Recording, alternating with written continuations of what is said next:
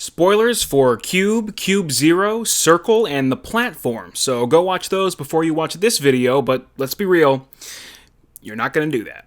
There's this one genre of movie that I always find myself watching and appreciating even when they're pretentious and overly self-important. Kind of like reading my niece's poetry. I appreciate what she's trying to do with limited resources and skills, so I pat her on the head, say, "Wow, that's great, honey," despite the fact that it's objectively just awful, barely digestible, self-centered drivel. Fucking bitch. That genre is, we're stuck in a weird contraption that will kill us if we don't do the right thing, but it's also a metaphor for society. Man. A few examples are Cube, Nine Dead, and Circle. That's Circle, not The Circle. Get that fucking garbage out of my face! I love stories that set themselves in a single location, strip away all the extra fluff, and get down to the core elements of human experiences like power, compassion, truth, and screaming. I'm reminded of a David Mamet quote. There's a pencil, right? That's all I need is a pencil. A piece of paper would come in handy, and I'm going to write some dialogue, and it's going to take place in one place with two chairs, and that's all I need. If you can extract drama and tension purely from character interactions, then you might be a great writer who looks like the high school football coach who taught biology by reading directly from the book. Independent filmmakers often have big ideas but limited budget, so these isolated sci-fi horror experiences are often great ways to explore big themes on the cheap. Characters are put into strange punishment prisons that torment the occupants but push them to be better people. Almost like a Saw movie, but if the director focused on fleshing out a single elaborate multi-person trap instead of trying to fuck porn stars. An old Twilight Zone episode explored this idea in 1961 to no real great effect. 5 people wake up in a concrete tube and need to find a way to get out. They decide to work together until they figure out in the end, spoilers for this one 60-year-old Twilight Zone episode, they are just plastic toys being played with by children. Yeah, alright, that's one way to wrap up your story, which could have had like 40 different endings. Pick the ending that makes literally everything stupid and pointless. Oh, but Panda,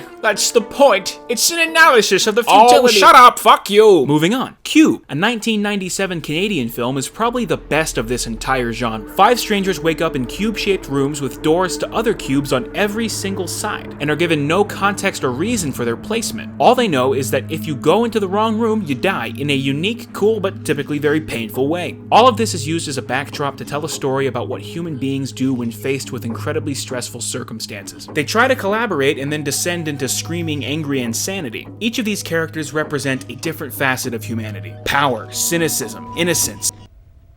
This room is green. Intellect, and mom. This room is green. Ultimately, this story explores existential themes of pointless suffering, disinterested sadism, and our primal animal nature.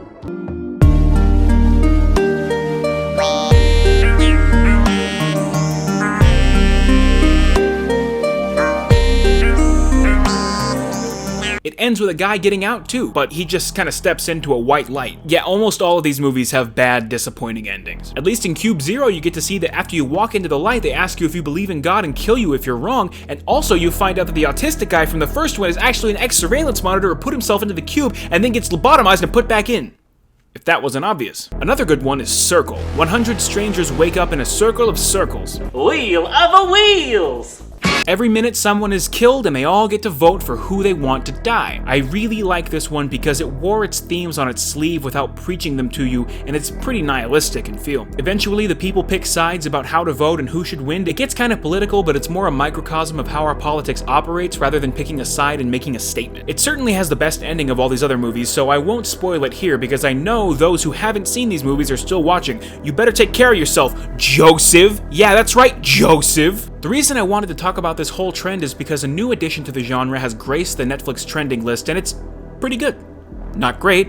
No need to call your dad and tell him about it. He's probably busy doing dad stuff like sanding wood or Google image searching the word boobs on his Samsung Galaxy J7. The coolest thing about the platform is the concept. A tower of concrete rooms with a single platform moving down room to room with a finite amount of food for everyone. Those at the top are blessed with an incredible daily feast, while those at the bottom typically have to eat the flesh of the dead in order to survive. So yeah, society. Those at the top get everything and those at the bottom starve. It's not exactly Mulholland Drive levels of left up to interpretation. One thing thing the others don't do that this one does is that it makes the voice of reason character seem like a messiah. I won't give too much away, but basically this film believes violent communist Jesus is the only thing that can save mankind. It's a good watch though, but it's so pretentious that the collector's edition comes with a beret, scarf, and circle wireframe glasses. And also, if you're on the right side of the political compass, it will make you burst into flames with anger. Check out these movies. They might get into your brain and make you reconsider certain aspects of society, but if they don't, they're not weighty enough to stick with you for very long. This is the last sentence.